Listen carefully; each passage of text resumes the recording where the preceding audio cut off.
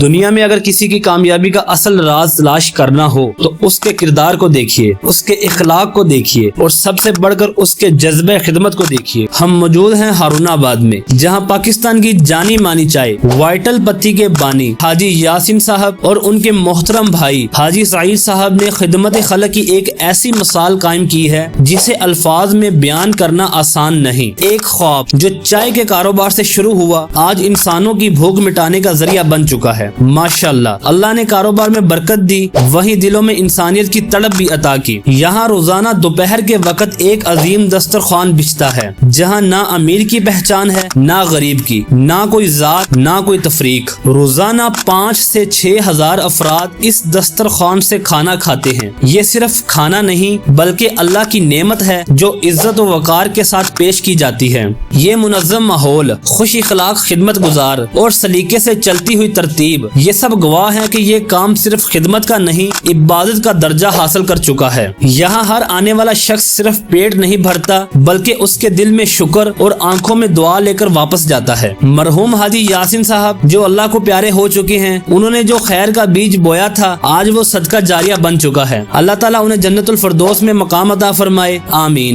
اور حاجی سعید صاحب ابھی بھی پوری محبت اور توجہ سے اس مشن کو آگے بڑھا رہے ہیں۔ ان کے اخلاص، ان کی نیت اور استقامت کو سلام پیش کرنا بنتا ہے۔ ہم اکثر سنتے ہیں کہ اللہ اپنے بندوں کو وسیلہ بناتا ہے، تو یہ دسترخوان شاید انہی بندوں کا وسیلہ ہے جنہیں اللہ نے منتخب کر لیا ہے تاکہ وہ دوسروں کی دعائیں سمیٹ سکیں۔ یہاں نہ کوئی مانگنے آتا ہے نہ کوئی جھکتا ہے، یہاں صرف عزت سے کھلایا جاتا ہے اور محبت سے رخصت کیا جاتا ہے۔ یہ دسترخوان اب ایک نظام بن چکا ہے، ایسا نظام جو پیسوں سے نہیں، نیت، خلوص اور اللہ کے بھروسے سے چلتا ہے۔ آج ہمیں اور آنے والی نسلوں کو اس عمل سے سبق لینا چاہیے کہ اگر نیت صاف ہو تو معمولی وسائل سے بھی بڑی خدمت کی جا سکتی ہے۔ وائٹل پتی صرف ایک چائے کا نام نہیں رہا بلکہ ایک سوچ، ایک تحریک، ایک جذبہ بن چکا ہے۔ اللہ تعالیٰ اس کام کو قائم دائم رکھے، اس دسترخوان کو برکت دے اور مزید لوگوں کو توفیق دے کہ وہ ایسی روشن مثالیں قائم کر سکیں، آمین یا رب العالمین۔